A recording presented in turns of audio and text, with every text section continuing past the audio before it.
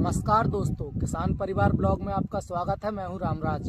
जैसा कि हमने अपनी पिछली वीडियो में आपसे बताया था कि हमारी गेहूं की गघोट की अवस्था में हमें किन किन दवाइयों का टेक्निकल का प्रयोग करना चाहिए जिससे कि हमारी गेहूं की फसल में अच्छा उत्पादन मिले। अब लगभग सभी किसानों की गेहूं की फसल पककर तैयार हो ही चुकी है और कटाई की अवस्था में आ चुकी है।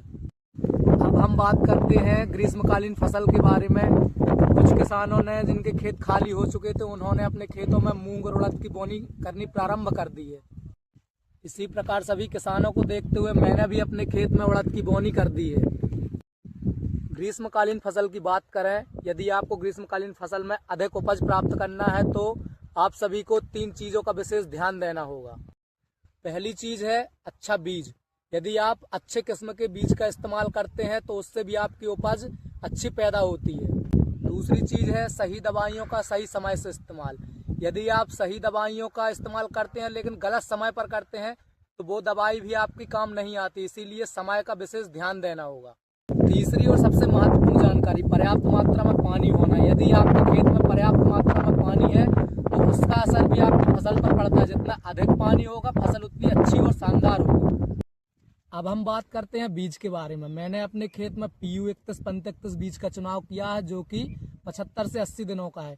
बीज जितने अधिक दिनों का होगा उपज भी आपको उतनी अधिक प्राप्त होगी। हम बात करते हैं दवाइयों के बारे में। किस अवस्था में किन टेक्निकल का उपयोग करना चाहिए, क्योंकि यदि आप सही अवस्था में सही दवाई का उपयोग करते हैं तो आपकी उपज अधिक होती है। पहला स्प्रे है पेंडामेथिलिन।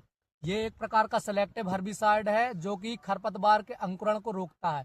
इसका उपयोग हमने अपने उड़द की बोनी के दूसरे दिन किया था। इसको हम खाली खेत में बुआई के बाद या फिर पानी चलाकर भी इसका छिड़काव कर सकते हैं।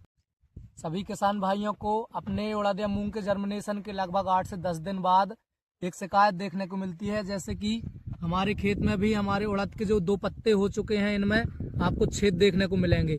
ये छेद एक प्रकार की काली और सफेद भुनगी के कारण होते हैं।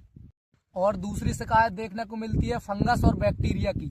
इस अवस्था में अधिक मात्रा में फंगस और बैक्टीरिया लगते हैं जो कि हमने पिछले वर्ष भी अपनी फसल में देखी थी।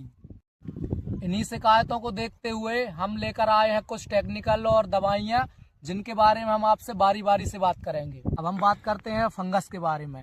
तो उसके लिए हमने इंडोफिल कंपनी के स्प्रिंट का चयन किया है। ये एक प्रकार का सिस्टमैटिक और कॉन्टैक्ट फंगिसाइड है। इसमें 25% कार्बेंडाजिम और 50% मैनकोजेब होता है।